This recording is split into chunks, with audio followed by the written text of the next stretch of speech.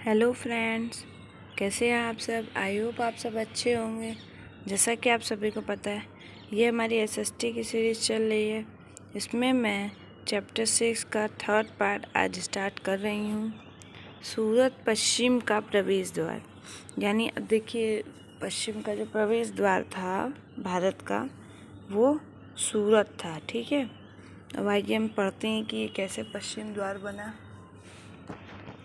सूरत मुगल काल में कैबे, आज के खबात, और कुछ समय बाद के अहमदाबाद के साथ साथ गुजरात में पश्चिम व्यापार का वाणिज्य केंद्र बन गया।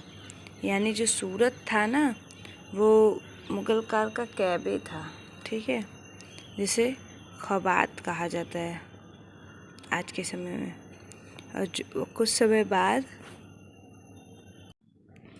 अहमदाबाद के साथ साथ गुजरात और मतलब सूरत, अहमदाबाद, गुजरात पश्चिम व्यापार का केंद्र था। इसीलिए पश्चिम गेट इसको बोला गया, प्रवेश द्वार मतलब। समझे, यहाँ पे भी बहुत अच्छा व्यापार होता था। सूरत ओरमुझ की खाड़ी से होकर पश्चिमी एशिया के साथ व्यापार करने के लिए मुख्य द्वार था। अब देखिए, जो सूरज था, जो पहाड़ी थी ओरमुझ की, ठीक है, ओरमुझ की खाड़ी, पहाड़ी नहीं खाड़ी, ठीक है, तो वहाँ से होकर पश्चिम एशिया में व्यापार करते थे। इसीलिए इसे पश्चिम प्रवेश द्वार बोलते थे कि पश्चिम एशिया में व्यापार करने के लिए इसका बहुत मतलब ये मुख्य द्वार था पश्चिम एशिया के साथ व्यापार करने के लिए। ठीक है, यानी अगर सूरत से कोई जाना चाहे आगे, तो वो उर्मुख की पहाड़ी से होकर पश्चिम एशिया तक जाकर वहाँ तक व्यापार कर सकता था। सूरत को मक्का का प्रस्थान द्वार भी कहा जाता था, क्योंकि बहुत से हज यात्री जहाज़ से यहीं से रवाना होते थे। देखिए, तो जो सूरत है, यहीं से ये मक्का द्वार के लिए जो प्रस्थान द्वार था, यानी मक्का के लिए यहीं से जहाज़ से लोग जाते थे। इसीलिए हज यात्री जो थे बहुत से, वो सूरत से ही जहाज़ से मक्का मदीना जाते थे। ठीक है, इसीलिए इसे प्रस्थान द्वार भी कहा गया। ठीक है, मतलब ये बहुत बहुत मतलब महत्वपूर्ण केंद्र बना था। सूरत एक सर्वदेशीय नगर था, जहाँ सभी जाति और धर्म के लोग रहते थे। देखिए, अब जो सूरत है, सर्वदेशीय नगर था। क्यों नगर सर्वदेशीय था? क्योंकि यहाँ पे सभी जाति और धर्म के लोग रहा करते थे।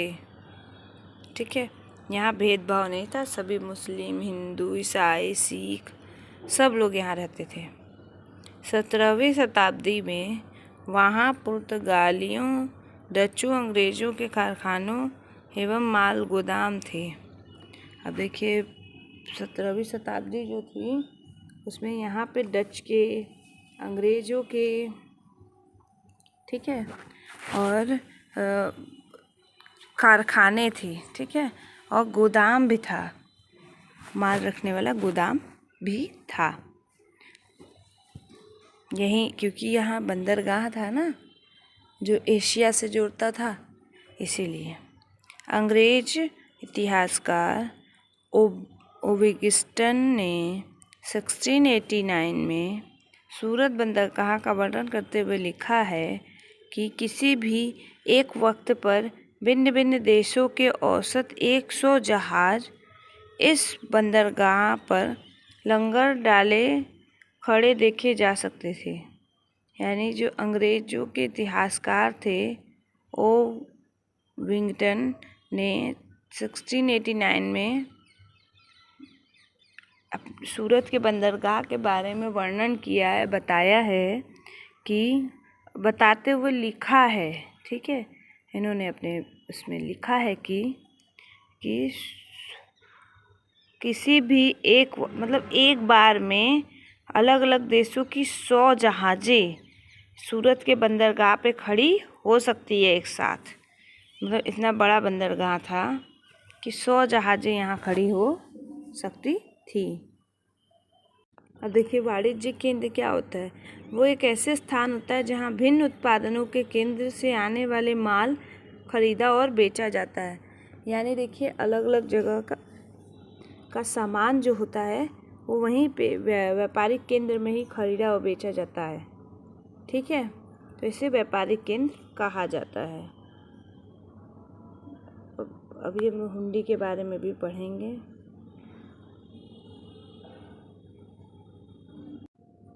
सूरत एक ऐसी अनेक दुकानें थीं जो सूती कपड़ा थोक और फुटकर कीमतों पे बेचती थी। अब देखिए, जो सूरत है ये सूती कपड़ा के लिए ही जाना जाता है। ठीक है, यहाँ पे जो सूती कपड़ा था ये थोक और फुटकर में मिलता था, बेचा जाता था। ठीक है, सूरत के वस्त्र और अपने सुनहरे गोटा किनारा जरी के लिए प्रसिद्ध थे और उनके लिए पश्चिम एशिया, अफ्रीका और यूरोप में बाज़ार उपलब्ध थे। अब यानी देखिए, जो सूरत के कपड़े होते थे सुनहरे गोटे और किनारे वाले जरी के, तो वो बहुत प्रसिद्ध थे। ठीक है, फेमस थे बहुत। तो वो कहाँ कहाँ बिकते थे? पश्चिम एशिया, अफ्रीका, यूरोप, इन जगहों के बाज़ारों में भी सूरत के कपड़े बेचे जाते थे। राज्य ने विश्व के सभी भागों में से नगर में आने वाले लोगों की आवश्यकता को पूर्ति करने के लिए अनेक विश्राम गृह बना रखे थे। अब जो सूरत राज्य था उसमें विश्व के सभी जगह से लोग व्यापार करने आते थे। ठीक है, और उनकी आवश्यकता को पूरा करने के लिए वहाँ विश्राम घर भी बनाया गया था। यानी उन लोग को आराम करने के लिए भी व्यापारियों के लिए वहाँ पे कार्य किए गए थे। राज्य ने विश्व के सभी भागों से नगर में आने वाले लोगों की आवश्यकता पूर्ति के लिए विश्राम गृह बनाए थे। अब देखिए, सभी जगह से जो लोग आते थे उनके लिए विश्राम घर भी बने थे। वहाँ भव्य भवन और असंख्य मनोरंजन स्थल भी बने थे। देखिए, विश्राम गृह के साथ साथ भव्य भवन भी बनाए गए थे और असंख्य मनोरंजन स्थल यानी खेल कूद के लिए, मनोरंजन के लिए भी वहाँ व्यवस्था की गई थी इन लोगों के। सूरत में काठियावाड़ी सेठों तथा महाजनों की बड़ी बड़ी साहूकारी कंपनियां थीं। अब देखिए, जो सूरत था यहाँ पे जो काठियावाड़ होते थे, इन सेठों की और महाजनों की, ठीक है, बड़ी बड़ी कंपनियां थीं। साहूकारों की बहुत बड़ी बड़ी कंपनियां भी थीं यहाँ पे। उल्लेखनीय है कि सूरत से जारी की गई हुंडियों को दूर दूर तक मिस्र में, काहिर, इराक में, बसरा और बेजलिग में एंटवर्प के बाज़ारों में मान्यता प्राप्त थी। अब देखिए, जो हुंडियों क्या होता है, ये है एक ऐसा दस्तावेज जिसमें एक व्यक्ति द्वारा जमा कराई गई रकम दर्ज रहती है। हुंडी को कहीं अन्यत्र प्रस्तुत करके जमा राशि प्राप्त की जा सकती है। यानी ये जमा किए हुए पैसे होते थे जो ये वो है। ठीक है, और ये कागज़ पे लिखे हुए होते थे कि इतने पैसे इस जगह पे जमा है इनके, और उसी के बदले कागज़ रख के उसके बदले उतना पैसा उनको दे दिया जाता था। तो ये उल्लेखनीय है कि सूरत की जारी की हुई हुंडियों को मिस्र में, इराक में, बेल्जियम में, सब जगह के बाज़ारों में मान्यता मिली हुई थी। ठीक है, तो ये मिस्र जाते तो वहाँ पे भी पैसा ले सकते थे कागज़ रख के। इराक के बसरा में और बेल्जियम के एंटवर्प में, सब जगह इन लोग को मान्यता प्राप्त थी। किंतु 17वीं शताब्दी के अंतिम वर्षों में सूरज का भी अर्धपतन प्रारंभ हो गया था। देखिए, जो 17वीं शताब्दी थी, इसमें इसके अंत आखिरी समय में 17वीं शताब्दी जब ख़त्म हो रही थी उस समय में सूरत का जो अर्धपतन मतलब आधा जो व्यापार पर था ये सब खत्म होने लगा था। इसके कई कारण थे। मुगल साम्राज्य के पतन के कारण बाजारों में तथा आवश्यकता की हानि, पुर्तगाली द्वारा समुद्री मार्गों पर नियंत्रण और बम्बई से प्रतिस्पर्धा। अब देखिए ये जो इनके पतन का कई कारण था। क्या था वो कि जो मुगल साम्राज्य थे उनका अंत हो गया, बाज़ारों में उत्पादन की हानि होने लगी, लोग सामान नहीं खरीद रहे थे और समुद्री मार्ग पे पुर्तगालियों ने कब्जा कर रखा था, ठीक है। और बम्बई से प्रतिस्पर्धा हो रही थी, यानी उन लोग के बराबर बाज़ार करना चाह रहे थे लोग। जहाँ 1668 में अंग्रेजी ईस्ट इंडिया कंपनी ने अपना मुख्यालय स्थापित कर लिया था। आज सूरत एक महत्वपूर्ण वाणिज्य केंद्र है। अब देखिए 1668 में जो अंग्रेजी ईस्ट इंडिया कंपनी ने बम्बई में मुख्यालय बना लिया था, उसी मुख्यालय से ये लोग बराबरी कर रहे थे, इसीलिए ये लोग हार गए और पिछड़ गए, ठीक है। व्यापारिक केंद्र वहाँ ख़त्म हो गया। परंतु आज जो है सूरत एक महत्वपूर्ण वाणिज्य केंद्र आज फिर से है। यहाँ आज भी लोग बाहर बाहर से व्यापार करने आते हैं। जोखिम भरा दौर। अब ये जो देखिए मछलीपट्टनम के लिए चुनौती।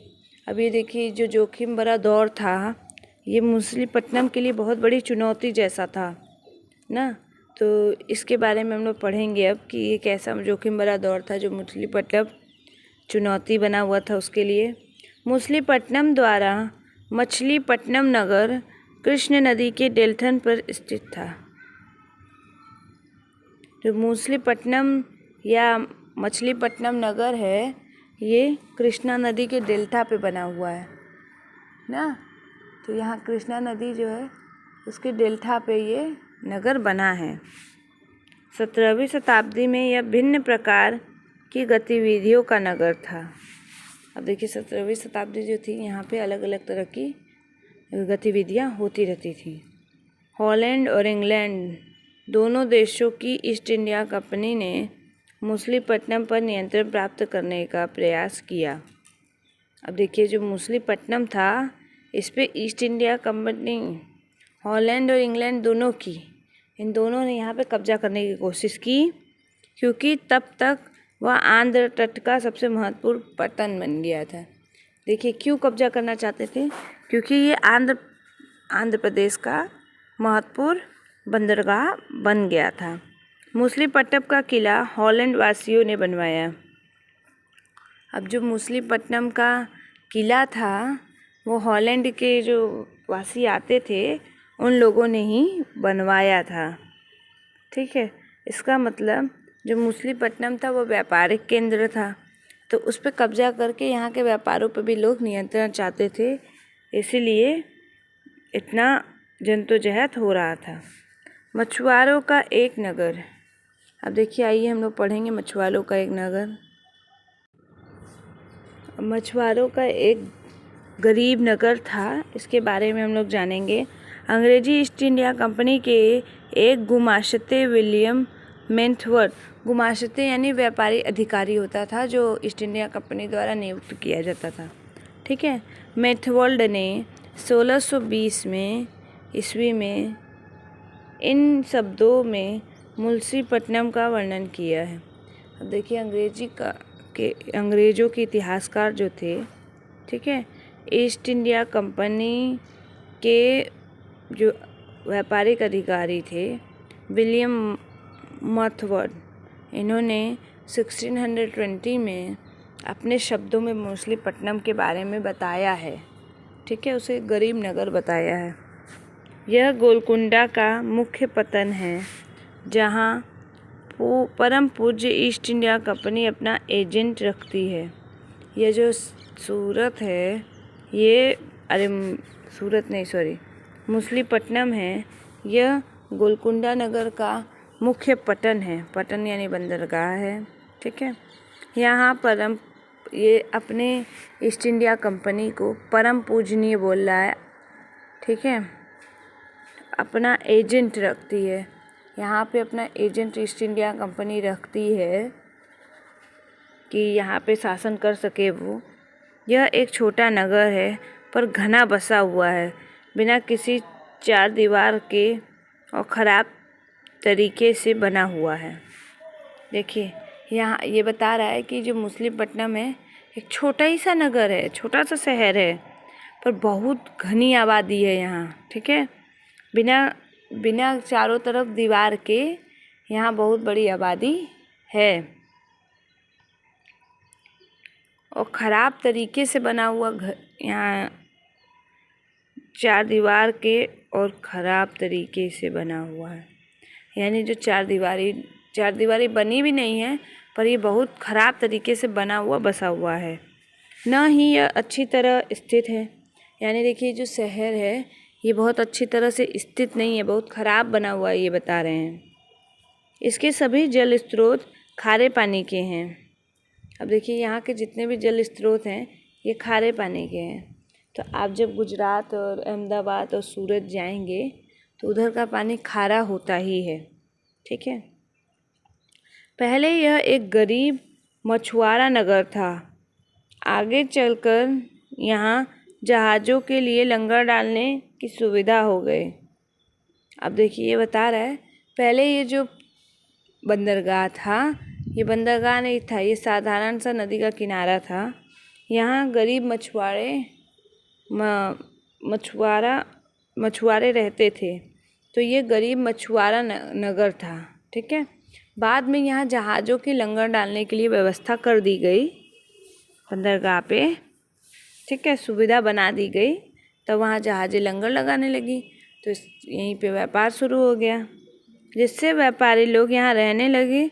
और चूँकि हमारे तथा हॉलैंड के निवासी यहाँ इन तट पर आते रहते हैं, यह उनके लिए निवास की व्यवस्था करता है। अब देखिए यहाँ पे जो है व्यापारी लोग आने लगे, जहाज़ जब खड़ा करने की व्यवस्था हो गई तो यहाँ व्यापारी आने लगे।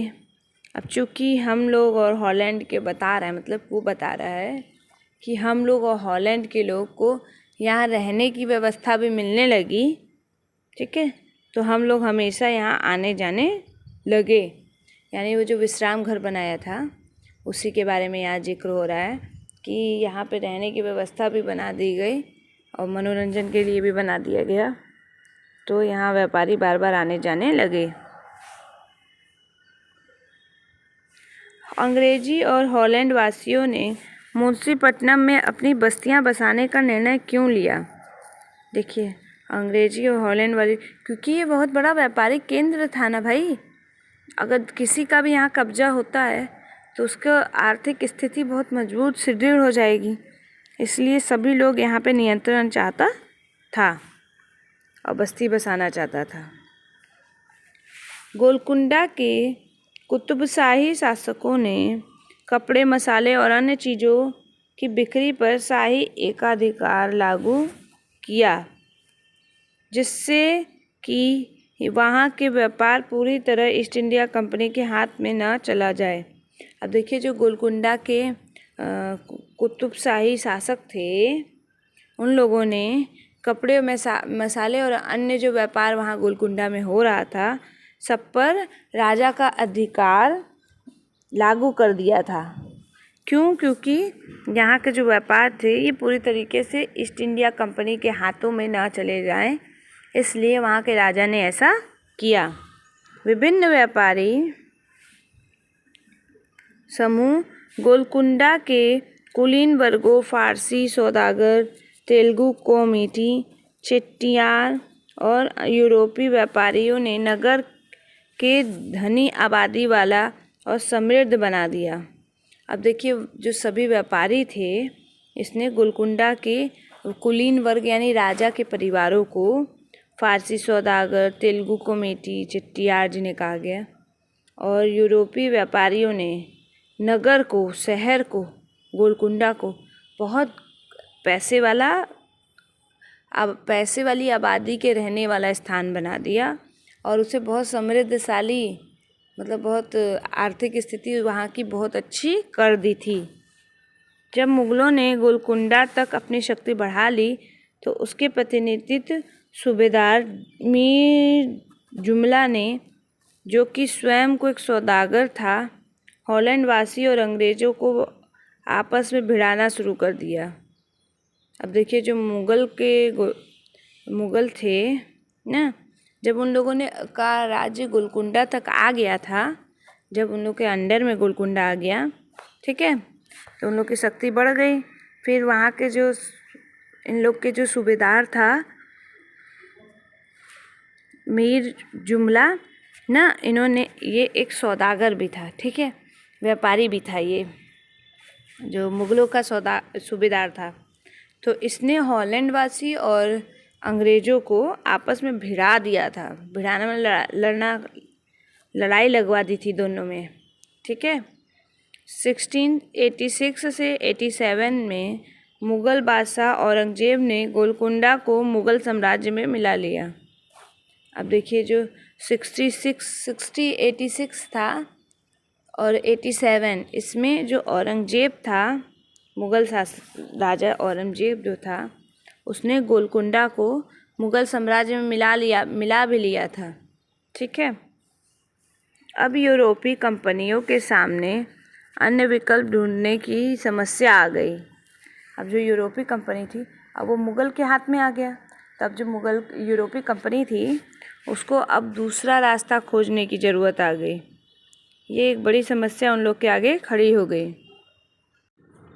कंपनी की नई नीति के अंतर्गत केवल इतना सा ही पर्याप्त नहीं था कि पतन भीतरी प्रदेश के उत्पादन केंद्रों के साथ संबंध बनाए रखे, बल्कि इस बात की भी आवश्यकता महसूस हो गई कि कंपनी के नए केंद्र एक राजनीतिक, प्रशासनिक और वाणिज्यिक भूमिकाएं भी अदा करें। अब देखिए, जो कंपनियां थीं यूरोप की, उन लोग के नई नीति के अंतर्गत अब उन लोगों ने नई नीति बनाई, व्यापार के लिए नई जगह ढूंढने के लिए उन लोगों ने नई नीति भी बनाई। तो उन लोग के लिए केवल इतना ही ज़रूरी नहीं था कि वो लोग एक नया बंदरगाह खोजें, बल्कि भीतर प्रदेश जो शहर था, वहाँ के भी उत्पादन केंद्र से उन्हें संबंध बनाना था। और बल्कि इस बात की भी उन लोग को आवश्यकता महसूस हुई कि कंपनी के जो नए केंद्र हैं, उसमें राजनीतिक, प्रशासनिक और वाणिज्यिक भूमिका भी इन लोग अदा किए रहें। मतलब सब तरह से उन लोग को जोड़ के रखें, जिससे कि इन्हें दोबारा जगह ना बदलनी पड़े, इनको नया वाणिज्यिक केंद्र ना ढूंढना पड़े। जब कंपनियों के व्यापारी बम्बई, वर्तमान का मुंबई, कलकत्ता, वर्तमान का कोलकाता, और मद्रास, वर्तमान का चेन्नई, चले गए, तब मछलीपट्टनम अपने व्यापार और समृद्ध दोनों ही खो बैठा। अब देखिए, जब यूरोपीय व्यापारी यहाँ से चले गए, जैसे कि वो लोग कलकत्ता चले गए, बम्बई चले गए और चेन्नई, मद्रास चले गए, जो कि चेन्नई है, ठीक है, तब मछलीपट्टनम जो था, वो व्यापारिक केंद्र जो था, वो अपना समृद्धि खो दिया। यानी वहाँ की जो समृद्धि थी वो ख़त्म हो गई, ठीक है। क्यों ख़त्म हो गई? क्योंकि अब वहाँ व्यापार करने यूरोपीय व्यापारी आ नहीं रहते, तो वहाँ पैसा तो था नहीं। फिर 18वीं शताब्दी के दौरान उसका अर्धपतन हो गया और आज वह छोटे से जीर्ण नगर से अधिक कुछ नहीं है। अब देखिए, 18वीं शताब्दी जो थी, उसमें उस जो नगर था वो आधा ख़त्म हो गया, पतन हो गया, मतलब आधा शहर अपने आप ही ख़त्म हो गया धीरे धीरे, ठीक है। अब आज जो है वो छोटे से शहर के अलावा कुछ ज़्यादा नहीं रह गया है वो। नए नगर और व्यापारी। अब देखिए नया नगर जो था मछलीपट्टनम के बाद नया नगर और नया व्यापारी के लिए भी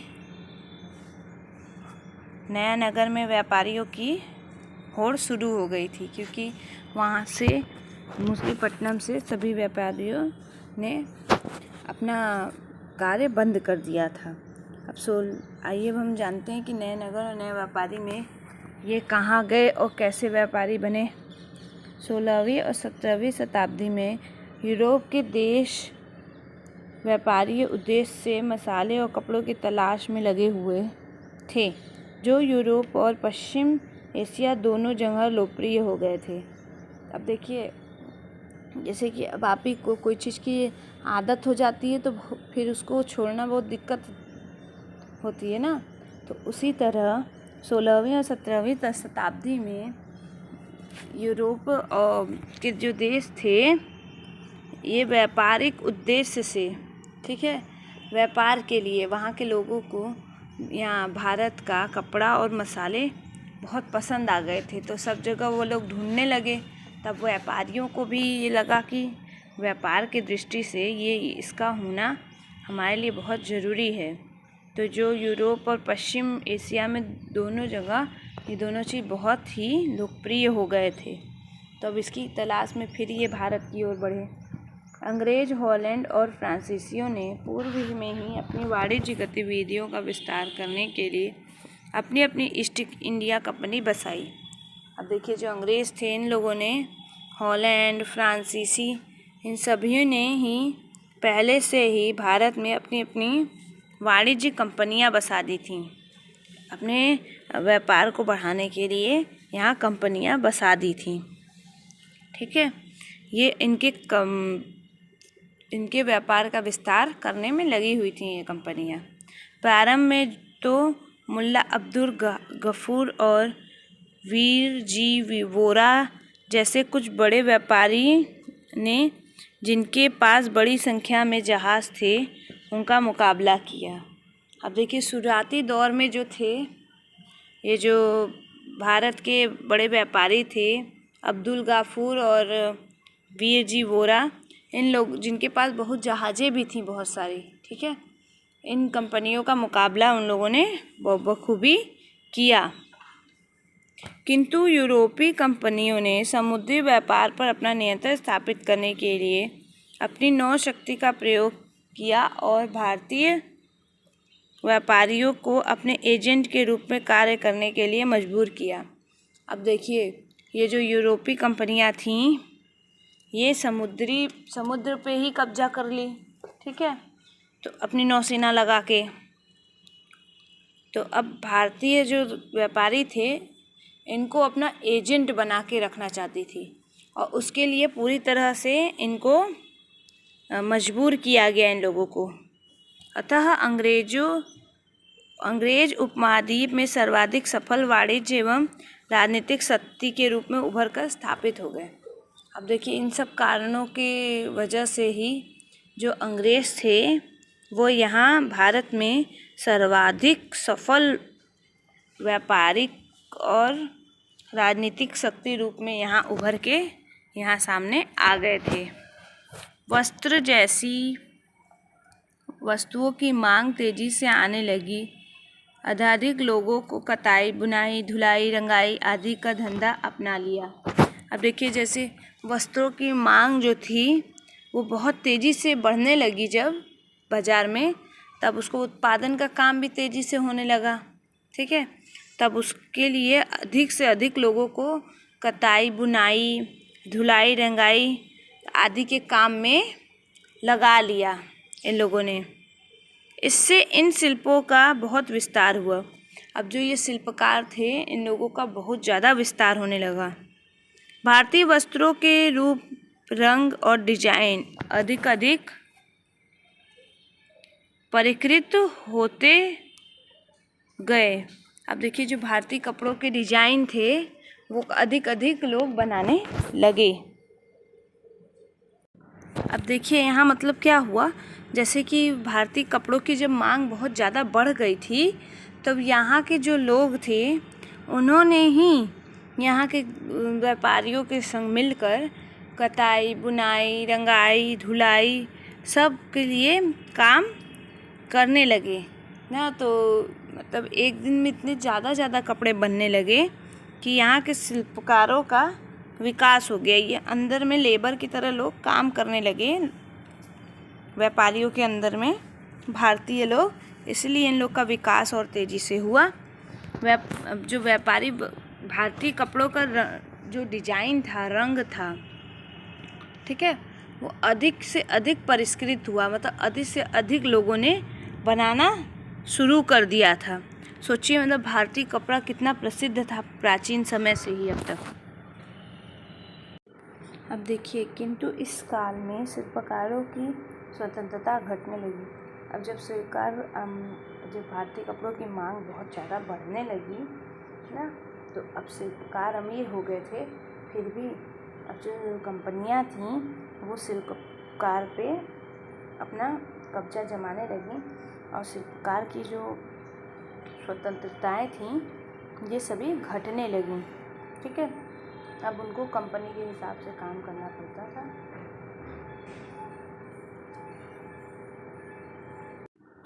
शिल्पजन पेशगी की प्रणाली पर कार्य करने लगे, जिसका अर्थ यह था कि उन्हें जिन यूरोपीय एजेंटों से पहले ही पेशगी ले ली थी, उन्हीं के लिए उन्हें कपड़ा बुनना होता था। अब देखिए, जो शिल्पकार थे उनकी स्वतंत्रता घटी कैसे। देखिए, जब ये जो पेशगी का काम करते थे, ठीक है, पेशगी प्रणाली पे काम करने लगे फिर ये, ठीक है, तो अब जो पेशगी दे दिया है, इसका अर्थ ये है कि यूरोप के जो एजेंट लोग थे इनको पेशगी दे दिए थे, तो अब इनको उन्हीं के लिए कपड़ा बुनना होता था। ठीक है, तो अब ये अपने से स्वतंत्र से बुनाई कटाई नहीं कर सकते थे, जितनी ज़रूरत होती थी उतना ही करना पड़ता था। अब बुनकरों को अपना कपड़ा या बुनाई के नमूने बेचने की स्वतंत्रता नहीं थी। देखिए, ये आ गया ना कि जो बुनकर थे उनको अब वो लोग अब अपने तरीके से कपड़ा नहीं बेच सकते थे। ठीक है, अब उन लोग को सिर्फ उन एजेंटों को ही कपड़ा बेचना होता था। अपने बुनाई के कपड़े के नमूने ये सब किसी को स्वतंत्र बेचने की भी स्वतंत्रता नहीं थी। उन्हें तो कंपनी के एजेंटों द्वारा निर्धारित डिजाइन के कपड़े उन्हीं की मांग के अनुसार बनाने पड़ते थे। अब देखिए, जो एजेंट थे वो लोग कपड़े का डिजाइन भी बताते थे और कितना कपड़ा चाहिए ये बताते थे, तो उतना ही कपड़ा उन लोगों को, शिल्पकारों को बनाना होता था, जिससे कि ये लोग मतलब जितनी उनकी मांग होती थी उतना ही कपड़ा, उसी के अनुसार इन्हें कपड़ा बनाना पड़ता था, और ये ज़्यादा और कम नहीं बना सकते थे कि ज़्यादा मतलब उन लोग को दे दिए तब ज़्यादा बना के बाहर बेच दें, तो ये सब कार्य अब ये लोग नहीं कर सकते थे। 18वीं शताब्दी में बम्बई, कलकत्ता और मद्रास नगरों का उदय हुआ, जो आजकल के प्रमुख महानगर हैं। अब देखिए, जो 18वीं शताब्दी थी, यहीं पे जब बम्बई, कलकत्ता, मद्रास में जब व्यापारिक केंद्र बनना शुरू हो गया, तब यहाँ का उदय हुआ। जो कि आज ये जो तीनों शहर हैं ये बहुत बड़े महानगर हैं आज के समय में। ठीक है, तो 18वीं शताब्दी में इनका उदय हुआ था। शिल्प और वाणिज्य में बड़े बड़े परिवर्तन आए। अब देखिए, जो शिल्प और वाणिज्य मतलब जो व्यापारी थे, इन लोग में बहुत बड़े बड़े परिवर्तन आए और गए। जब बुनकर जैसे कारीगर और सौदागर यूरोपीय द्वारा इन नए नगरों में स्थापित ब्लैक टाउन में स्थानांतरित हो गए, ये देखिए, जो बड़े बड़े बुनकर थे ना, शिल्पकार थे, कारीगर थे और सौदागर थे, यूरोपीय कंपनी के साथ साथ ये लोग भी अपना नए नए जगह पे, नए नए शहर में, नगरों में स्थापित हो गए, बस गए, तो उन्हें ब्लैक टाउन में स्थानांतरित हो गए। इन्हें वो जो नए नए जगह नगरों में स्थापित हुए उनका नाम था ब्लैक टाउन। ठीक है, तो यहाँ पे स्थानांतरित होना तो आप जानते ही हैं, मतलब वहाँ से दूसरी जगह जाके रहना, शिफ्ट होना। तो ये कहा गया कि मतलब दूसरी जगह जब ब्लैक टाउन में स्थापित हुए, स्थानांतरण हो गया, मतलब बस गए जाके वहाँ पे। फिर ब्लैक यानी देसी व्यापारी और शिल्पकारों को इन ब्लैक टाउन में सीमित कर दिया गया। अब देखिए, ब्लैक यानी जो देसी लोग होते थे, यानी भारत के लोग, इन्हें ब्लैक बोला गया। और टाउन मतलब शहर, मतलब देसी लोग के रहने के लिए शहर। अब जो देसी व्यापारी होते थे और शिल्पकार होते थे, उन्हें इन्हीं ब्लैक टाउन में सीमित कर दिया गया।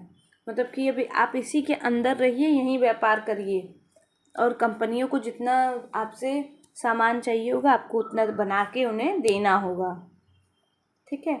जबकि गोरे शासकों ने मद्रास में फोर्ट सेंट जॉर्ज और कलकत्ता में फोर्ट सेंट विलियम की शानदार कोठियों में अपने आवास बनवाए। अब देखिए, जबकि गोरे लोग जो लोग थे, वो लोग ने मद्रास और कोलकाता में अपने लिए देखिए बड़े बड़े महल बनवा लिए थे। मद्रास के महल का नाम देखिए फोर्ट सेंट जॉन, और कलकत्ता में फोर्ट सेंट विलियम नाम के बड़े बड़े आवास कोठी अपने लिए बनाए, बड़े बड़े घर महल जैसे। 18वीं शताब्दी में शिल्पकारों तथा वाणिज्यों की कहानी हम अगले पाठ में पढ़ेंगे। अब देखिए, जो शिल्पकार और वाणिज्य हैं, इनके बारे में और ज़्यादा गहराई से हम अगले लेसन में, अगले पाठ में अगले साल पढ़ेंगे, ठीक है। अब ये चित्र जो देख रहे हैं, प्रारंभिक 19वीं शताब्दी के बम्बई का सड़क का चित्र है। अब देखिए, मुंबई में जो काले लोगों को रखा गया था, मतलब देसी लोगों को रखा गया था, सबको ब्लैक कलर के चित्र से दर्शाया गया है। ये बम्बई की एक नगर की सड़क है। वो अन्यंत। अब देखिए, और भी जानेंगे, क्या जानेंगे कि वास्को डिगामा और कोलंबस ने कैसे नगरों की खोज की थी, इसके बारे में। तो वास्को डिगामा और क्रिस्टोफर कोलंबस। अब हम लोग जानेंगे कि वास्को डिगामा और कोलंबस ने कैसे अन्य अन्य नगरों की खोज की है, ठीक है। वास्को 15वीं शताब्दी में यूरोपीय नाविक द्वारा समुद्री मार्ग की खोज के अभूतपूर्व कार्य किए गए थे। इनमें से अनेक नाविक भारतीय उपमहाद्वीप तक पहुंचने का मार्ग खोजने और मसाले प्राप्त करने की इच्छा से प्रेरित थे। अब जब 15वीं शताब्दी में मसालों का व्यापार बंद हो गया था, तो अब समुद्री मार्ग खोजना चाहते थे यूरोपीय व्यापारी दूसरा। तो इसलिए उस समय के जो नाविक थे और युवक थे, ये लोग ने ये समुद्री मार्ग खोजा था भारत का, और ये अभूतपूर्व कार्य किया था। तो अब ये लोग नाविक के साथ भारतीय उपमहाद्वीप तक पहुंचने का रास्ता खोजने के लिए समुद्री मार्ग से निकल पड़े थे। इसकी इच्छा इन लोग में प्रेरित कर दी गई थी। पुर्तगाली नाविक वास्को डिगामा और अटलांटिक महासागर के साथ यात्रा करते हुए केप ऑफ गुड होप से निकलकर और हिंद महासागर को पार करके भारत पहुंचा। अब देखिए, पुर्तगाली नाविक जो थे वास्को डिगामा, इन्होंने अटलांटिका महासागर के साथ साथ यात्रा की, ठीक है। फिर केप ऑफ गुड होप से निकले ये, फिर हिंद महासागर को पार किए, तब जाके भारत पहुँचे थे, तब जाकर ये भारत पहुँचे थे। उससे अपनी पहली यात्रा को पूरा करने में 1 वर्ष से अधिक समय लगा था। देखिए, मतलब ये पहली यात्रा थी इनकी, जिसको ये पूरा किए थे 1 साल से ज़्यादा समय लग गया था इनको। वह 1498 में कालीकट पहुंचा और अगले ही वर्ष अपनी राजधानी लिविंगस्टन लौट गया। अब देखिए, जो वास्को डिगामा था, ये 1498 में ही कालीकट पहुंच गया था, ठीक है। और फिर अगले साल ही अपनी राजधानी लिविंगस्टन वापस लौट गया। इस समुद्री यात्रा के दौरान उसने 4 में से 2 जहाज़ नष्ट हो गए और 170 यात्रियों में से केवल 54 ही जीवित बचे। इन प्रत्यक्ष खतरों के बावजूद जो मार्ग खोले और खोजे गए वे अत्यंत ही लाभकारी सिद्ध हुए और उसके बाद में अंग्रेज, हॉलैंडवासी और फ्रांसीसी नाविकों ने भी इनका अनुसरण करना प्रारंभ कर दिया।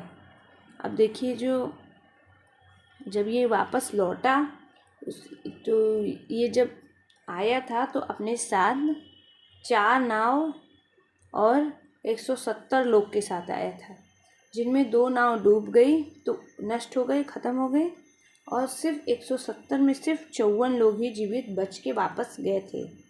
अब ये जो खतरा था इसके बावजूद इन लोगों ने नए रास्ते खोले और खोजे थे, ठीक है, तो जो बाद में बहुत ही लाभकारी सिद्ध हुए, ठीक है, बहुत ही इससे लाभ हुआ बाद में लोगों को, हैं। इसके बाद देखिए इन लोग यूरोपीय जो फ्रांसीसी थे, पुर्तगाली थे, इन लोगों के बाद अंग्रेज, हॉलैंडवासी और फ्रांसीसी नाविक ने भी इनका अनुसरण किया और इनके पीछे पीछे सफ़र करना शुरू किया, जगह जगह की खोज शुरू की। अब देखिए जो आप चित्र देख रहे हैं ये व्यक्ति का, यही वास्को डी गामा है, ठीक है। भारत पहुंचने के लिए समुद्री मार्गों की खोज का एक अन्य सुपरिणाम निकला जिसकी किसी ने आशा नहीं की थी। अब देखिए जो भारत पहुंचने के लिए समुद्री मार्ग खोजा गया इसका एक और अच्छा परिणाम निकला जिसकी किसी ने आशा नहीं की होती, किसी ने सोचा नहीं था इतना अच्छा परिणाम सिद्ध हुआ ये रास्ता खोजना।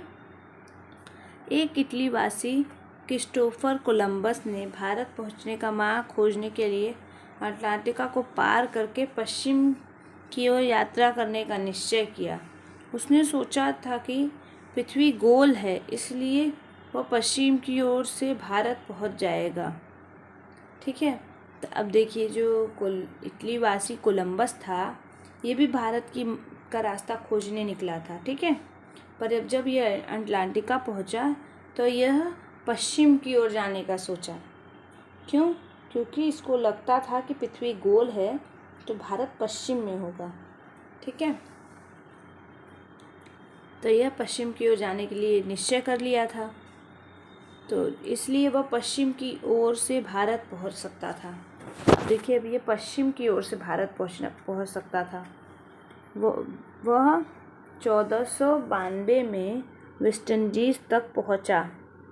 देखिए 1492 था जब 14वीं शताब्दी ख़त्म होने वाली थी, तब ये वेस्ट इंडीज़ तक पहुंच चुका था।